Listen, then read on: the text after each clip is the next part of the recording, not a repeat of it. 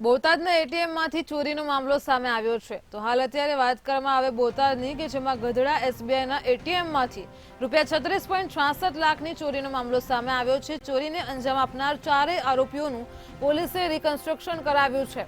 ગત 19મી જાન્યુઆરીની રાત્રે એટીએમ તોડીને ₹36.66 લાખની ચોરી કરી હતી।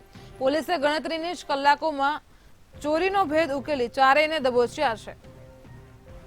ચારેય આરોપીઓના કોર્ટે 3 દિવસના રિમાન્ડ મંજૂર કર્યા છે। આજે પોલીસ દ્વારા આરોપીઓ સાથે સમગ્ર ઘટનાનું રિકન્સ્ટ્રક્શન કરાયું હતું। તો ચોરીને અંજામ આપનાર ચારેય આરોપીઓનું પોલીસે રિકન્સ્ટ્રક્શન કરાવ્યું છે।